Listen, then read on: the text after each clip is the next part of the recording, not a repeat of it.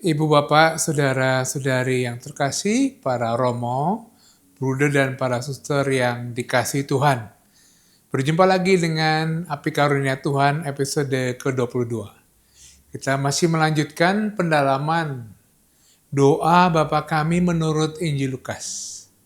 Sangat menarik bahwa Bapak Kardinal memaparkan kepada kita perbedaan antara Injil Lukas dan Matius dalam hal doa Bapa kami, dan semakin memperdalam lagi makna doa Bapa kami menurut Injil Lukas. Dalam pengantarnya, Injil Lukas mengatakan Yesus tentang berdoa. Dalam Injil Matius dikatakan Yesus yang mengajar para murid berdoa. Doa itu sendiri bagi Yesus dilakukan dimanapun. Lukas 11 ayat 1. Pada suatu kali ketika Yesus berdoa di suatu tempat punya makna dimanapun, kapanpun. Dan Yesus menandai hidupnya dengan doa yang terus-menerus. Kemudian dikatakan seorang murid bertanya kepada Yesus ketika berhenti doa, "Tuan, ajarkanlah kami berdoa." Seorang murid anonim tanpa nama. Bila direfleksikan, kita bisa juga menempatkan diri sebagai murid Tuhan yang bertanya itu. Dalam doa, meditasi, kontemplasi, kita bisa membayangkan kita bertanya pada Yesus dan bagaimana Yesus menjawab. Bagi Injil Lukas, doa juga menjadi identitas komunitas. Yesus ingin agar komunitas para muridnya itu ditandai, didasari dengan hidup doa. Dan banyak hal lain yang akan disampaikan Bapak Kardinal, sangat menarik. Karena itu selamat mendengarkan, merenungkan, dan selamat berdoa.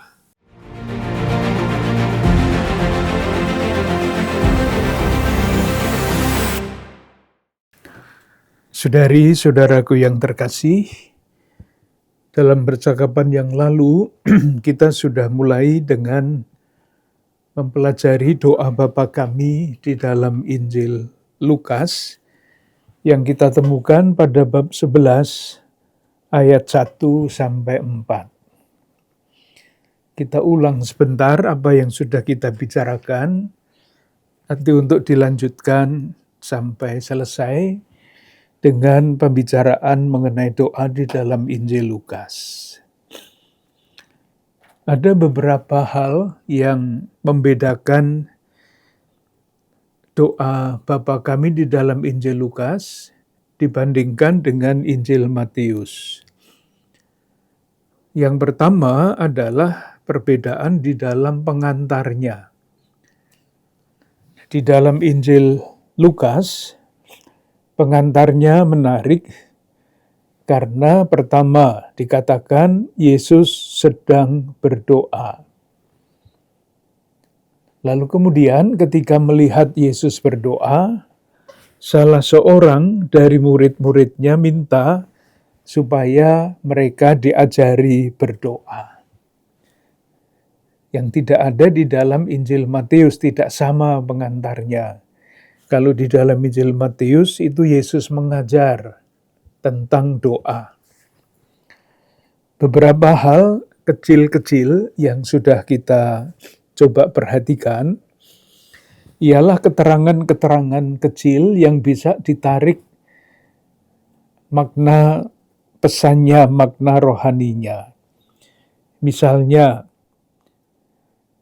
Yesus berdoa di salah satu tempat. Kalau hanya disebut salah satu tempat, itu artinya bukan tempat tertentu. Bisa berarti setiap tempat. Karena memang kalau kita membaca Injil yang sama pada bab 5 ayat 16, Injil Lukas bab 5 ayat 16, juga tidak ada penjelasan tentang tempat itu. Apa yang dikatakan pada bab 5 ayat 16. Kalimatnya berbunyi begini, "Akan tetapi ia mengundurkan diri ke tempat-tempat jamak yang suci dan berdoa. Jadi kalau hanya di suatu tempat, itu artinya dimanapun, karena memang Yesus berdoa terus di tempat-tempat yang dikatakan di sini bentuknya jamak. Dengan demikian kita bisa membayangkan seperti halnya pengajaran atau pesan Lukas di dalam hal doa, dan hal ini dikaitkan dengan Yesus. Perjalanan hidup Yesus ditandai dengan doa yang terus-menerus. Sudah kita bicarakan kenapa demikian. Karena sebagai manusia, Yesus mendapat perutusan yang sangat penting, sangat mulia, sangat sulit. Dan setiap kali mau dibelokkan oleh entah siapapun, musuh-musuhnya, setan kah, yang lain kah, maka perlu saat-saat hening ketika Yesus menegaskan kembali pilihan-pilihan yang telah dipercayakan kepadanya. Itu yang pertama sudah kita bicarakan. Lalu yang kedua, yang juga tanpa nama, sudah kita lihat, berkatalah seorang dari murid-muridnya kepadanya. Seorang. Jadi tidak ada namanya. Dan rupa-rupanya bukan hanya di tempat ini, Lukas membuat hal seperti itu tanpa nama. Silahkan nanti membandingkan peristiwa Yesus yang menyembuhkan orang buta pada Injil Markus, bab 10 ayat 46. Di situ disebutkan nama eksplisit, namanya Bartimeus, orangnya tertentu. Sementara di dalam Injil Lukas bab 18 ayat 15, nama Bartimeus itu tidak ada. Karena namanya tidak ada, maka di dalam olah rohani kita dapat dengan mudah menempatkan diri kita pada posisi orang buta itu. Seandainya disebut namanya, artinya adalah dulu Yesus pernah menyembuhkan orang buta yang bernama Bartimeus. Kalau tanpa nama, kisah yang tanpa nama itu dapat dengan mudah ditarik nilai spiritualnya. Orang buta itu bisa kita isi dengan nama kita masing-masing atau siapapun. Tentunya bukan orang lain, tetapi lebih mudah menempatkan diri kita sebagai orang buta di tempat yang tidak ada namanya itu. Dan silakan memperhatikan hal kecil ini. Yang bertanya adalah seorang, berkatalah seorang. Jawabannya ditujukan kepada siapa? Ditujukan kepada semua murid-muridnya. Dari mana disimpulkan? Ya dari kata-kata itu, Tuhan ajarlah kami. Ajarlah kami berdoa. Jadi bukan hanya doa yang bukan hanya orang yang minta itu yang minta diajari berdoa, tetapi kami murid-murid yang mengikuti Yesus dalam perjalanannya ke Yerusalem itu. Nanti akan kita lihat bahwa doa adalah identitas di dalam Injil Lukas. Lalu masih hal kecil yang mungkin sering kali dilewatkan, yaitu keterangan waktu. Tadi sudah ada keterangan tempat, sekarang kita keterangan waktu. Pada suatu kali, Yesus sedang berdoa di salah satu tempat ketika ia berhenti berdoa. Berhenti berdoa. Jadi murid yang bertanya itu tidak nyelo-nyelo, itu artinya apa? Tidak mengganggu Yesus sedang berdoa. Karena apa? Ya, bisa dibayangkan Para murid sudah lama lumayan mengikuti Yesus yang sedang berdoa, dan mereka kira-kira paham mengapa Yesus itu setiap kali berdoa, ia atau murid yang bertanya itu tidak mau menyela ketika Yesus sedang berdoa, tidak diganggu dengan pertanyaan itu meskipun pertanyaannya sangat baik. Kita bisa membayangkan di dalam keluarga-keluarga kita sendiri, di dalam komunitas kita, kalau sedang ada yang sedang berdoa, biasanya kan tidak diganggu. Nanti tunggu kalau sudah selesai. Contoh-contoh doa seperti ini, maksud saya, kalau Yesus berdoa seperti itu, lalu muridnya bertanya, ajarkanlah doa kepada kami seperti yang diajarkan Yohanes kepada murid-muridnya. Berdoa dengan cara tertentu itu sudah sebetulnya menjadi kesaksian yang sangat kuat seringkali di dalam hal-hal yang konkret.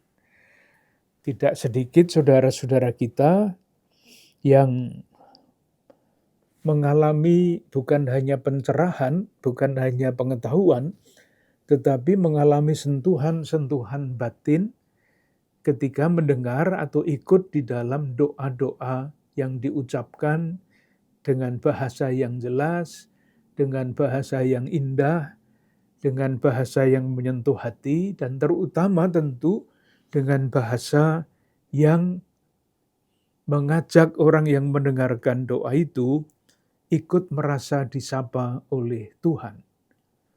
Ceritanya bisa panjang. Itu pengantarnya. Masih bisa ditambah satu indikasi yang baik yang tadi sudah saya sampaikan, bahwa doa adalah identitas suatu komunitas. Menurut Lukas. Coba kita bandingkan sebelum kita nanti masuk ke isi doa. Kita bandingkan teks-teks ini. Yang pertama, Injil Matius bab 9 ayat 14. Matius bab 9 ayat 14.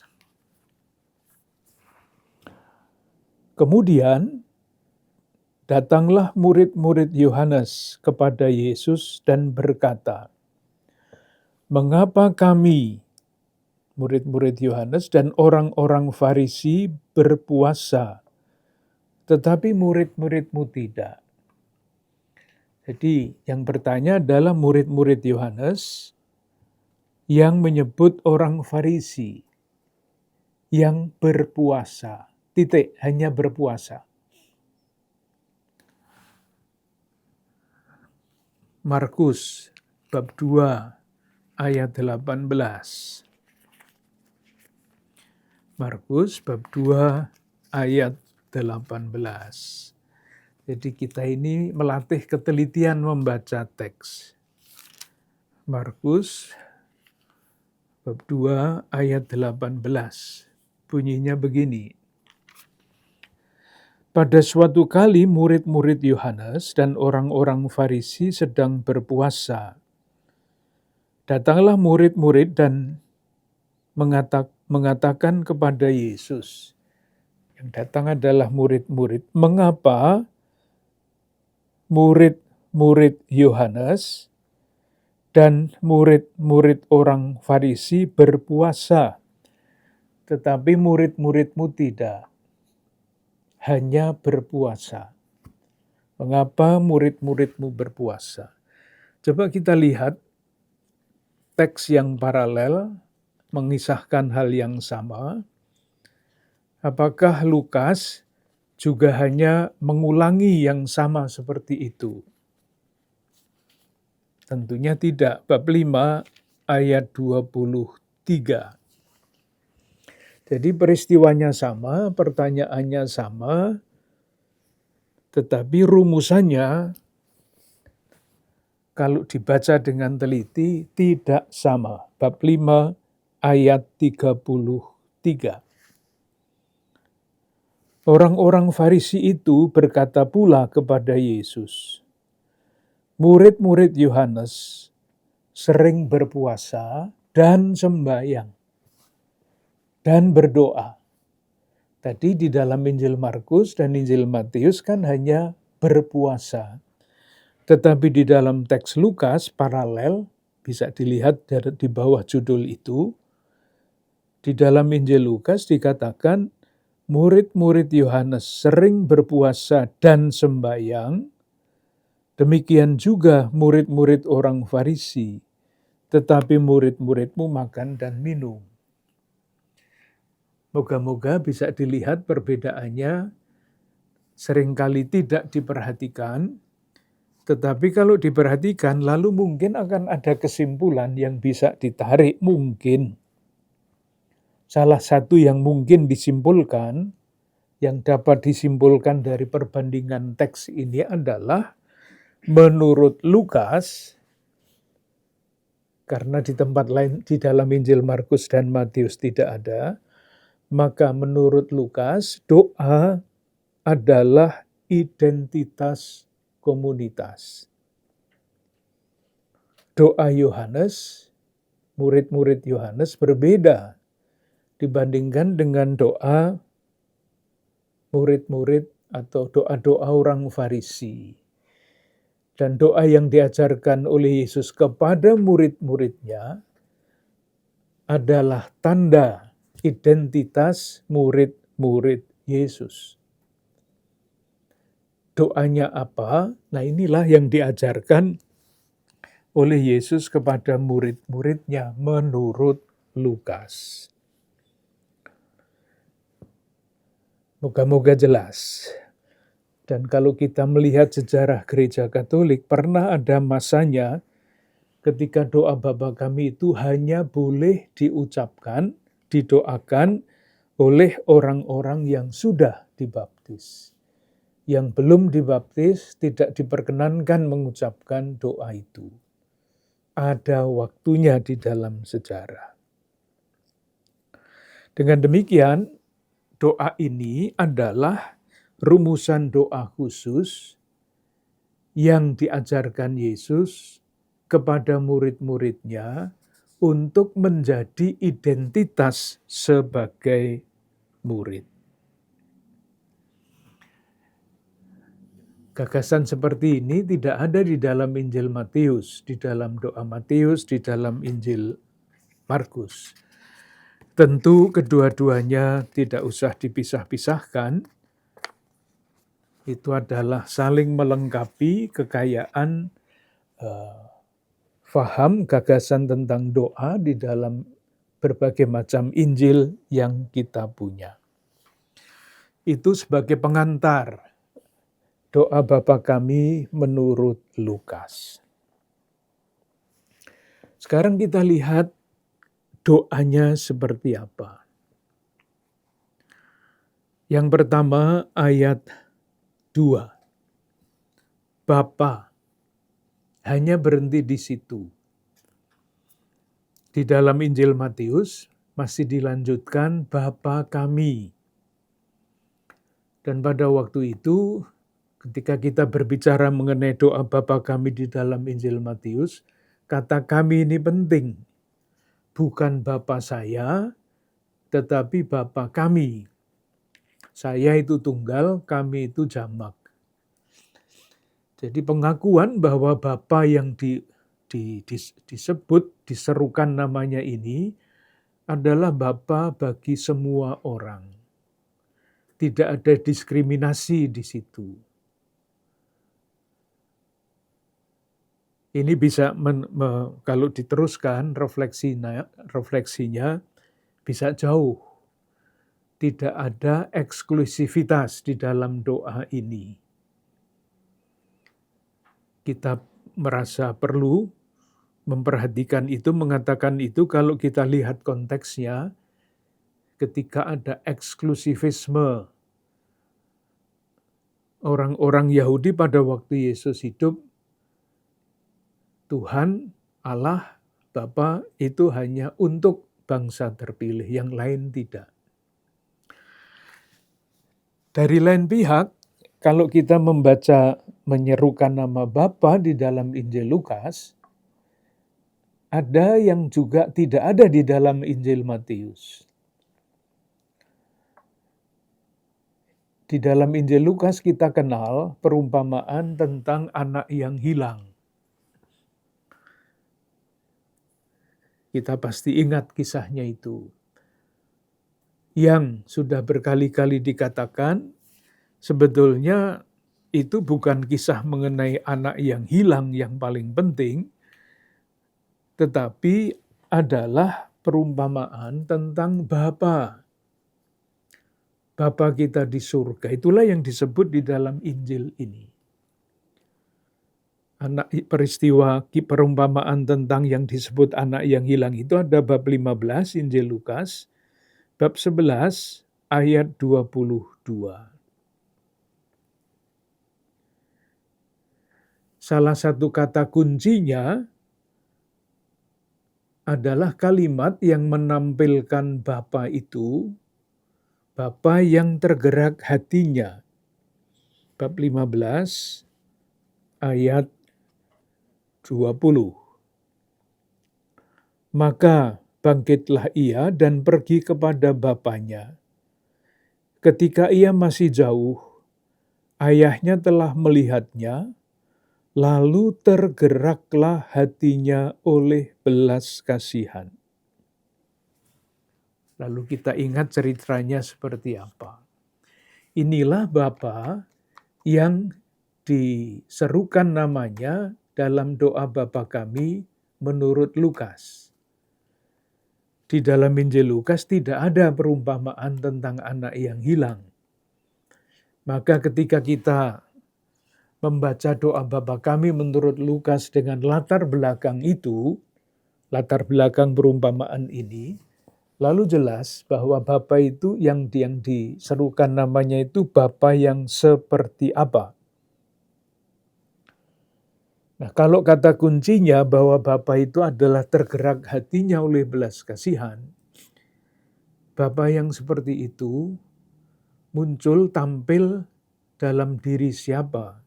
Langsung jawabannya kita tahu. Yaitu di dalam diri Yesus yang ketika melihat penderitaan apapun, hatinya selalu tergerak oleh belas kasihan. Saya kira sangat jelas. Nanti dibaca saja misalnya Injil Lukas bab 7 ayat 13. Lalu yang tidak ada paralelnya di dalam Injil Markus maupun Matius adalah perumpamaan tentang orang Samaria. Bab 10 ayat 33. Kita juga sudah hafal kisahnya, kata kuncinya tentu saja adalah tergerak hatinya. Lukas bab 10 ayat 33. Lalu datang seorang Samaria yang sedang dalam perjalanan ke tempat itu. Dan ketika ia melihat orang itu, tergeraklah hatinya oleh belas kasihan. Jadi, salah satu kesimpulan rohani yang bisa kita tarik, kalau kita berdoa Bapa, dan Bapa itu adalah pribadi Allah yang hatinya tergerak oleh belas kasihan, lalu ada konsekuensinya. Kita menyerukan nama Allah sebagai Bapa, lalu kita konsekuensinya apa? Ya seperti orang Samaria itu. Karena Bapa yang kita serukan namanya itu adalah yang tergerak hatinya oleh belas kasihan, maka kita yang menyebut Allah Bapa, dengan sendirinya kita anak, ya mesti seperti Bapa itu, hati kita tergerak oleh belas kasihan.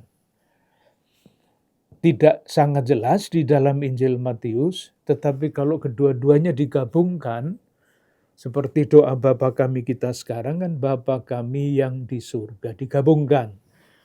Maka pesan iman yang ada di dalam Injil Matius digabungkan dengan pesan yang berbeda, tekanannya dengan yang ada di dalam Injil Lukas.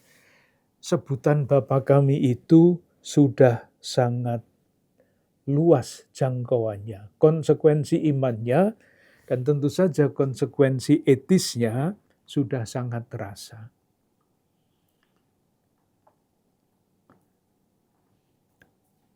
Berikutnya, dikuduskanlah namamu. Ini mau diterjemahkan bagaimana? Karena kalimatnya tentu dalam bahasa sekarang, dalam terjemahan ini bahasa Yunani, dan rupa-rupanya doa itu aslinya bukan bahasa Yunani, tetapi bahasa Aram atau bahasa Ibrani. Dikuduskanlah namamu dengan latar belakang kitab suci, itu maksudnya apa?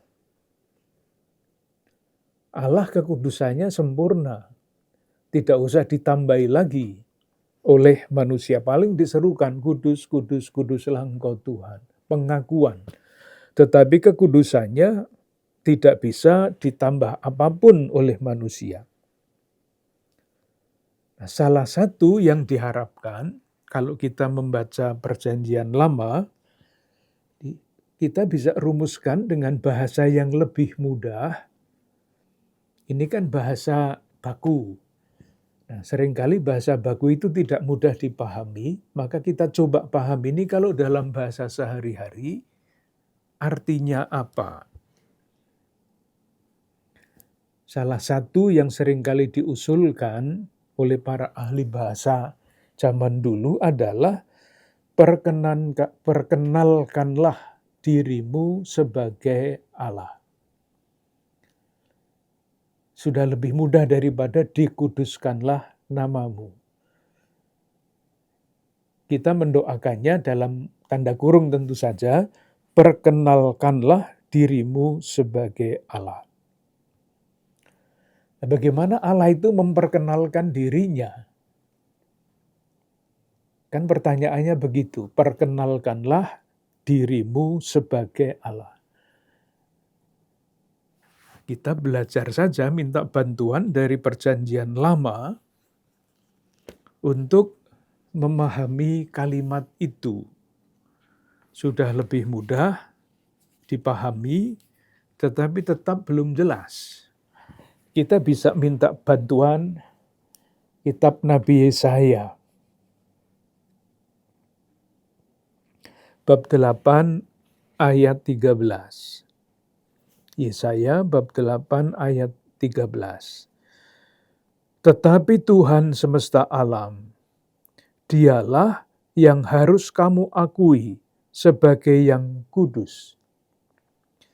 Kepadanyalah harus kamu takut, dan terhadap Dialah kamu harus gentar.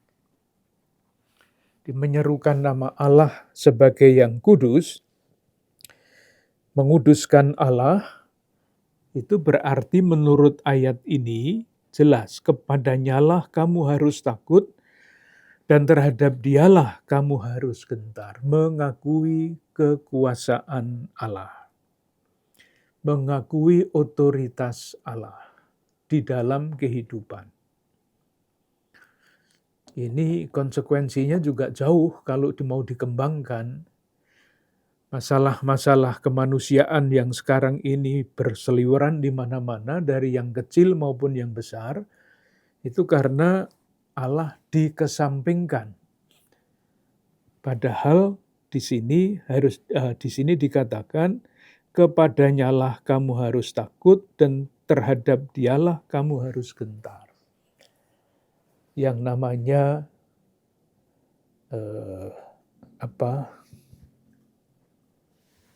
sekarang lupa, hilang namanya, istilahnya itu hilang dari kepala saya. Maaf, nanti kalau ketemu akan disampaikan.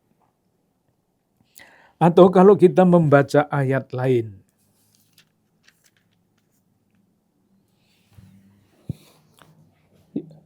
Nabi Yesaya bab 5 ayat 16. Tetapi Tuhan semesta alam akan ternyata maha tinggi dalam keadilannya. Nah sekarang, dan Allah yang maha kudus akan menyatakan kekudusannya dalam kebenarannya. Jadi kekudusan Allah itu tampak di dalam karya keselamatannya, di dalam kata kebenaran, di dalam kata keadilan. Kekudusan Allah itu dengan demikian tampak. Tidak karena ditambahkan oleh manusia, tetapi di dalam situasi ketika keadilan dan kebenaran itu menjadi semakin nyata. Konkret sekali. Juga bisa dengan mudah dikembangkan kemana-mana ini. Ketika kebenaran dan keadilan tidak ada, seperti apapun ibadah kita ini, sebetulnya yang esensial tidak ada. Baru ketika keadilan dan kebenaran itu semakin nyata, kekudusan Allah semakin nyata pula dalam keadilan dan dalam kebenaran. Nah, istilah yang tadi hilang dari kepala saya itu namanya sekularisme. Ketika Allah tidak diperhitungkan lagi di dalam kehidupan manusia, atau setengah diperhitungkan, atau 1/8, 1/10, dan sebagainya, karena manusia merasa sudah bisa mengatur hidupnya sendiri. Ini yang namanya sekularisme. Allah dikesampingkan karena manusia sudah bisa maju sendiri, mengatur hidupnya sendiri, mengatur segala-galanya sendirian. Itulah menguduskan nama Tuhan. Sekali lagi, nanti silahkan melanjutkan renungan sendiri. Kekudusan Allah yang sempurna itu tampak di dalam yang disebut kebenaran dan keadilan. Bukan sesuatu yang hanya abstrak, sangat konkret, sangat real. Terus, datanglah kerajaanmu. Sama seperti yang dikatakan di dalam Injil Matius, mungkin ada baiknya kalau kita juga membanding-bandingkan teks ini. Datanglah kerajaanmu, kita mau memberi arti yang lebih konkret apa dalam kalimat ini, kata-kata ini, datanglah kerajaanmu. Coba kita bandingkan apa yang dikatakan ketika Yesus tampil pertama kalinya. Di dalam, kita bandingkan saja 2 teks. Di dalam Injil Matius misalnya, bab 4, ayat 17. Sejak waktu itulah, Yesus memberitakan, bertobatlah, sebab kerajaan Allah sudah dekat. Dipakai kata kerajaan Allah. Kita baca Injil Markus paralelnya, Markus bab 1. Bunyinya sama, tetapi harus kita cek betul apa enggak. Bab 1 ayat 14 sampai 15. Sesudah Yohanes ditangkap, datanglah Yesus ke Galilea memberitakan Injil Allah, katanya, waktunya telah genap, kerajaan Allah sudah dekat. Di Matius dan Markus menggunakan kata kerajaan Allah. Lukas juga menggunakan, tapi coba kita lihat, kita bandingkan teks yang kurang lebih paralel pada bab 4 Injil Lukas ayat 19.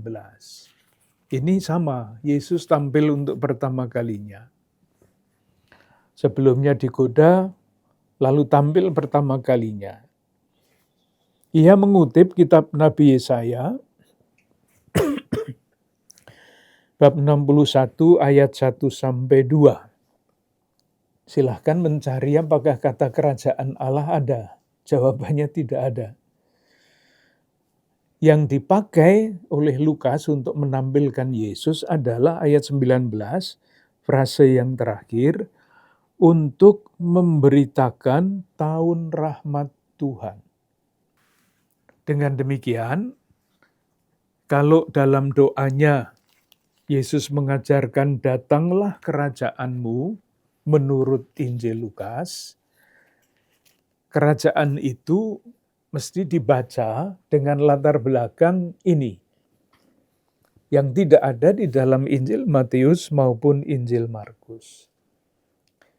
Jadi kerajaan Allah, datanglah kerajaanmu itu yang dimohonkan adalah datangnya tahun rahmat Tuhan itu. Jadi pemahamannya semakin terarah. Tidak bisa ditafsirkan kemana-mana, tentu bisa. Dalam hal rohani apa yang tidak bisa. Tetapi sebagai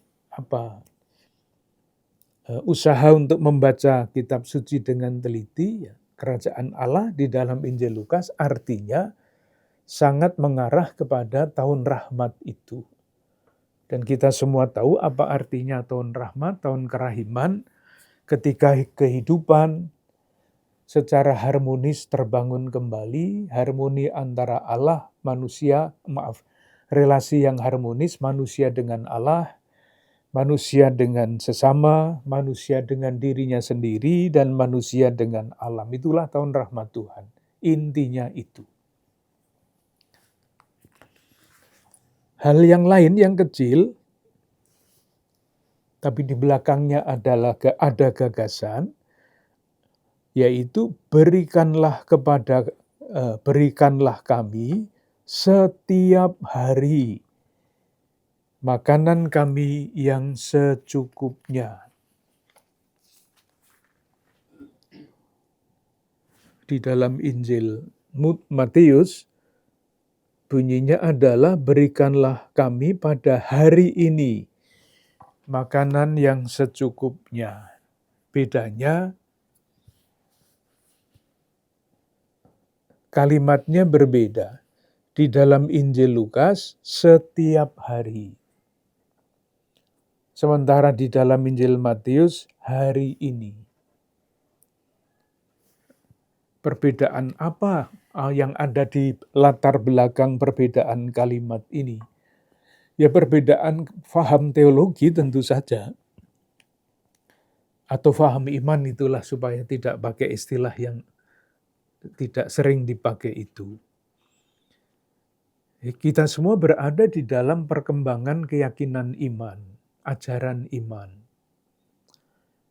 Ketika Matius menulis Injilnya, ia masih terpengaruh faham yang lazim pada waktu itu, bahwa Tuhan itu akan segera datang kembali dalam waktu dekat. Maka permohonannya adalah cukuplah hari ini karena besok Tuhan akan datang. Sementara di dalam Injil Lukas, faham itu sudah berubah. Nyatanya Tuhan tidak segera datang. Waktunya masih panjang, yaitu waktu gereja. Maka tidak cukup makanan untuk hari ini, tidak berarti harus menumpuk, tetapi permohonannya adalah makanan kami setiap hari. Yang secukupnya. Secukupnya masih ada. Perbedaan pandangan itu, atau pandangan Lukas khususnya yang berbeda dibandingkan dengan pandangan yang lazim pada waktu itu, sudah kita lihat, dapat kita baca pada Kisah Para Rasul bab 1, ayat 6 dan seterusnya. Maka bertanyalah mereka yang berkumpul di situ. Sekarang ini faham yang lama, Tuhan, maukah engkau pada masa ini memulihkan kerajaan bagi Israel? Masa ini. Lalu Yesus menjawab, engkau tidak perlu mengetahui masa dan waktu yang ditetapkan Bapa sendiri menurut kuasanya. Tidak perlu tahu, tidak perlu berspekulasi mengenai kapan kiamat atau kepenuhan waktu itu akan terjadi. Tetapi kamu akan menerima kuasa kalau Roh Kudus turun ke atas kamu, dan kamu akan menjadi saksiku di Yerusalem, di seluruh Yudea dan Samaria sampai ke ujung bumi. Tidak perlu tahu masa dan waktunya, maka perjalanan gereja itu masih panjang. Itulah sebabnya pula Lukas menulis buku yang kedua yang tidak ditulis oleh para penginjil yang lain. Makanan anugerah, makanan setiap hari itu perlu untuk kepentingan itu. Yang lain-lain sama, soal dosa, mengampuni, dan sebagainya. Janganlah, ampunilah kami akan dosa kami, dan selanjutnya, janganlah membawa kami ke dalam pencobaan. Ini teks yang didiskusikan, apakah teksnya ini memang harus seperti ini, atau bisa ditafsirkan dengan cara lain. Bukannya Allah memasukkan kami, membawa kami ke dalam pencobaan, tetapi membiarkan kami masuk ke dalam pencobaan.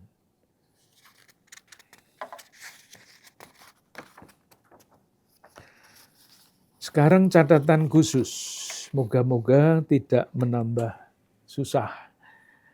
Tapi ini melulu pengetahuan mengenai tafsir kitab suci. Melulu pengetahuan. Dalam arti soal ini muncul karena ada ilmu tafsir kitab suci.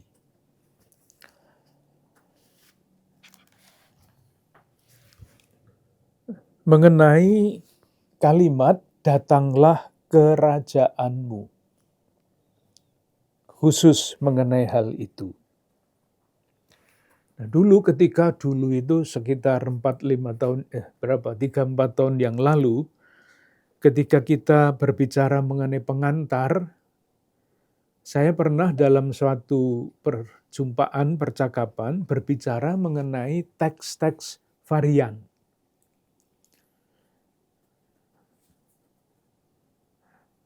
Sampai sekarang pun ilmu itu masih terus dikembangkan. Teks varian itu muncul dari mana? Yang dimaksudkan dengan teks varian adalah di dalam salah satu teks doa Bapa kami menurut Lukas, itu ada teks yang tidak berbunyi datanglah kerajaanmu. Tetapi sebagai ganti datanglah kerajaanmu, yang ada adalah semoga rohmu turun ke atas kami dan memurnikan kami. Jadi kerajaan Allah, teksnya tidak ada, diganti dengan kalimat itu. Semoga rohmu turun ke atas kami dan memurnikan kami. Dari mana teks itu muncul? Varian, jadi variasi teks. Kita semua tahu pada waktu teks kitab suci ini dari abad pertama belum ada mesin cetak. Semuanya disalin satu persatu. Nah, di dalam menyalin teks, itu kadang-kadang ada yang salah. Saya kira mudah sekali kita memahami ya, kalau kita harus menyalin teks tangan, itu bisa dengan mudah salah. Seharusnya berbunyi ketika, lalu berubah salah menjadi ketiak misalnya. Nah, para ahli kritik teks itu mempelajari ini kira-kira teks aslinya yang mana? Kok tiba-tiba muncul kata yang tidak di dalam konteks itu? Nah, seorang ahli tafsir teks, peneliti teks mengatakan kata ini tidak dalam konteks, maka teks ini tidak diikuti. Jadi salah tulis. Ada banyak sekali teks. Ada juga penulis, artinya penyalin teks kitab suci. Ini tentu berkaitan dengan teks kitab suci, faham tentang teks kitab suci sebagaimana diajarkan oleh gereja Katolik, tidak oleh komunitas agama yang lain yang berbeda sama sekali. Nah, yang lain adalah ketika membaca, menyalin Injil Lukas, dia itu berpikir mengenai atau kaitan dengan teks-teks lain yang ada di dalam Injil Lukas. Menurut dia, ini berkaitan doa ini kan, kalau kita mohon kepada Bapa, mintalah apa saja, menurut Lukas yang pasti dianugerahkan adalah Roh Kudus. Saya kira itu jelas ya.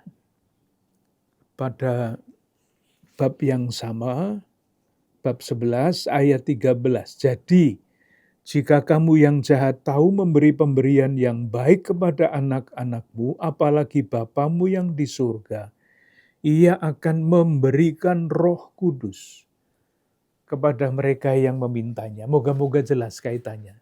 Jadi kalau di belakang kepala penyalin teks ada faham ini, Roh Kudus yang pasti diberikan kepada yang memohon, lalu dia berinisiatif. Ini mana yang bisa diubah supaya cocok dengan anugerah Roh Kudus itu.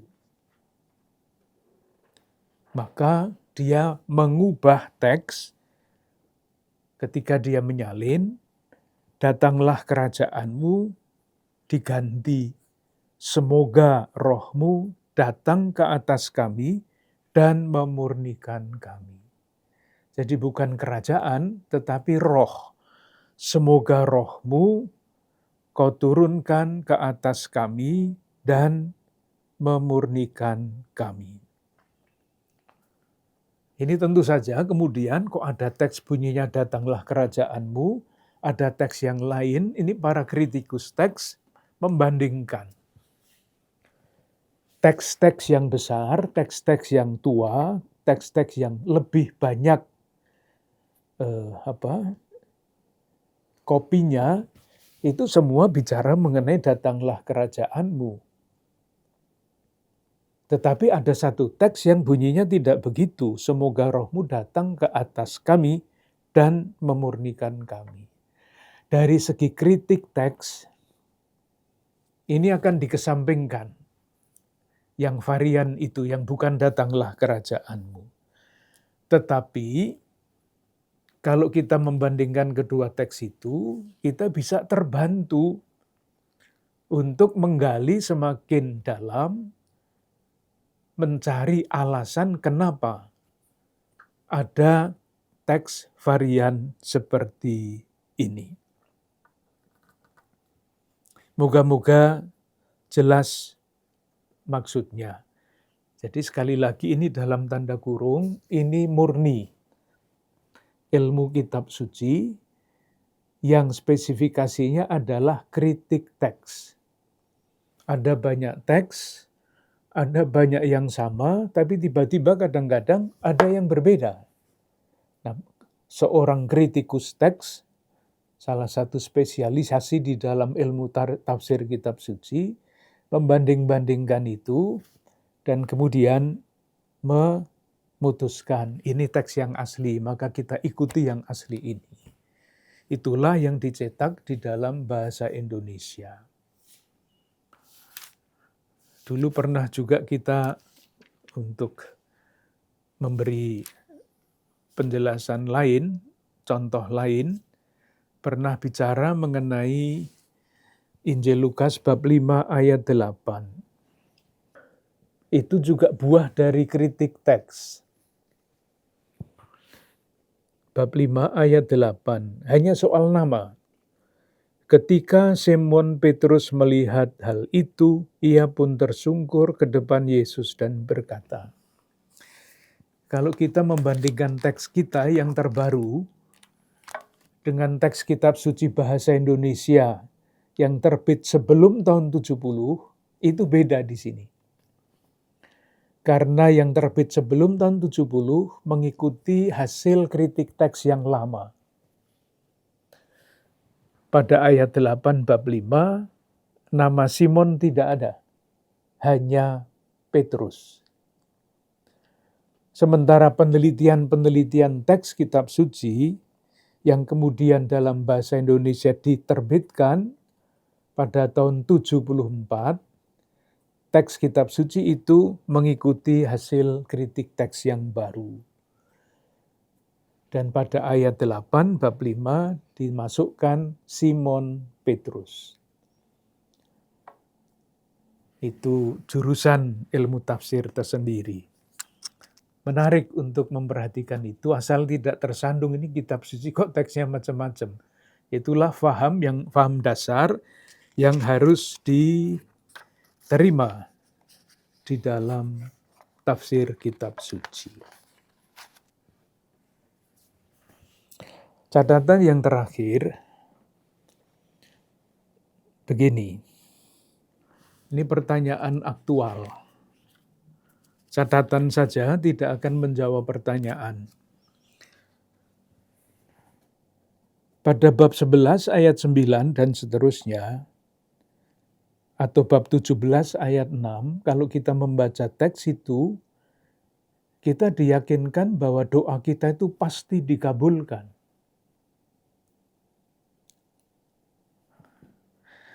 Nyatanya kan tidak begitu.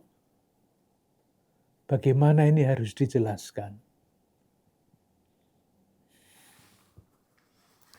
Nah, itulah yang susah. Mungkin penjelasannya begini, salah satu usaha menjelaskan belum tentu lengkap. Jawabannya ada pada Injil Lukas juga, bab 11, ayat 13.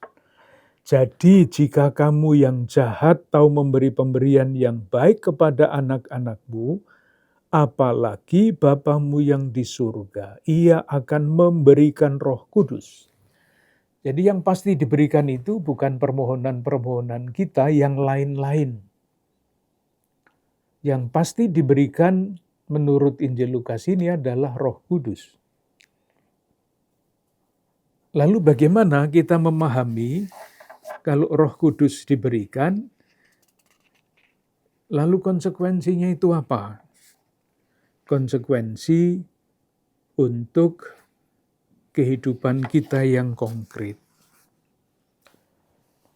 Salah satu usaha menjelaskan ya, silahkan membaca, kita minta tolong surat Rasul Paulus. Dalam 2 Korintus, bab 6, 2 Korintus bab 6 ayat 11.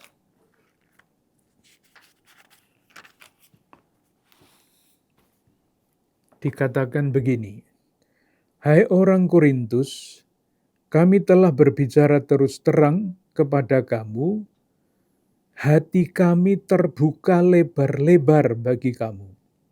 13. Maka sekarang supaya timbal balik, aku berkata seperti kepada anak-anakku, bukalah hati kamu selebar-lebarnya. Kalau kita minta bantuan ini, bantuan teks ini, Roh Kudus itu dianugerahkan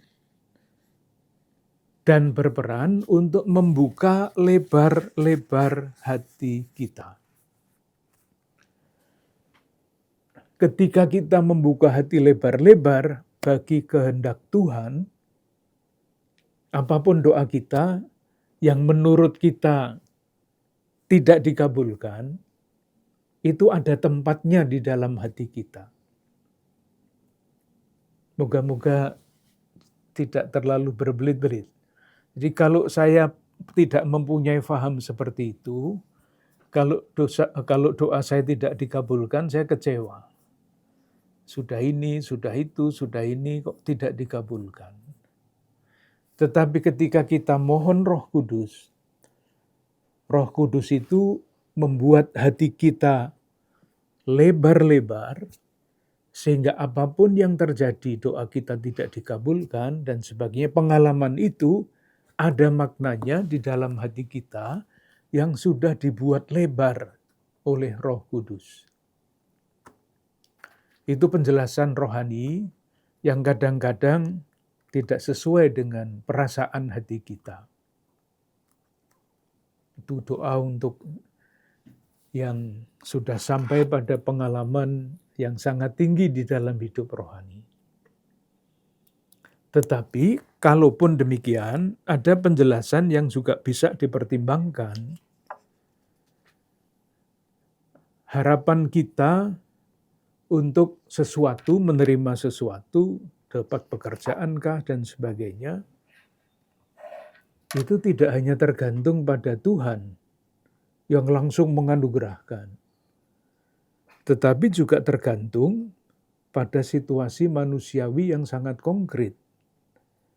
Kondisi politik, kondisi sosial, kondisi budaya, dan sebagainya itu ikut menentukan doa-doa kita. Tuhan memberikan segala-galanya. Untuk semua orang cukup. Tapi kan Mahatma Gandhi mengatakan, tapi tidak akan cukup untuk orang serakah. Nah, ketika karena situasi politik, keamanan, ekonomi, dan sebagainya tidak baik karena entah apa, itu tentu saja berpengaruh pada pengabulan doa. Tuhan memberikan, menjanjikan semuanya. Tetapi ada orang-orang yang menghambat orang lain tentu saja, yang menghambat pengabulan doa itu. Kalau misalnya memberikan janji sekian juta lapangan kerja, tapi tidak ada wujudnya. Nah, doa kita untuk memperoleh pekerjaan pasti dipengaruhi oleh tidak terwujudnya harapan itu. Tapi ini tentu saja tidak tidak mudah begitu saja dikatakan. Hanya realitas hidup kita itu memang sangat kompleks.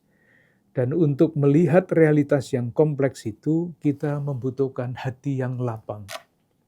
Itulah karunia yang pasti dianugerahkan Tuhan kepada kita, kalau kita memohonnya. Sampai di sini dulu. Nanti kita lihat perkembangannya bagaimana, apakah sudah cukup untuk Injil Lukas, atau masih perlu satu pertemuan lagi mengenai Injil Lukas ini. Terima kasih.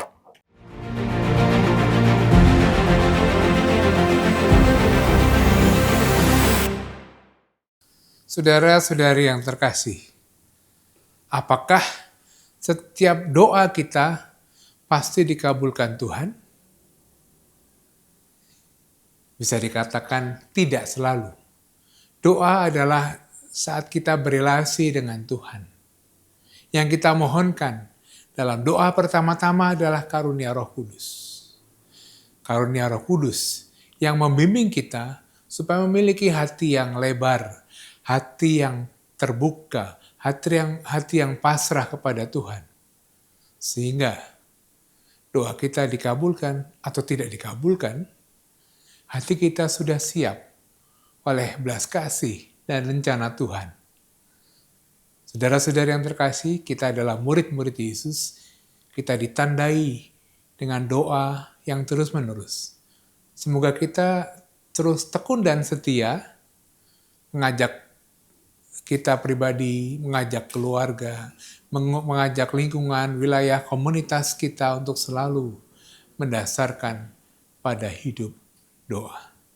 Kita mohon berkat Tuhan untuk itu. Saudara-saudari yang terkasih, semoga dalam perjalanan dan perjalanan hidup kita sehari-hari, Allah yang setia selalu melindungi, membimbing, dan memberkati kita yang berkat-Nya dalam Maha Kuasa dan nama Bapa, Putra, dan Roh Kudus. Amin. Sampai jumpa. Terima kasih.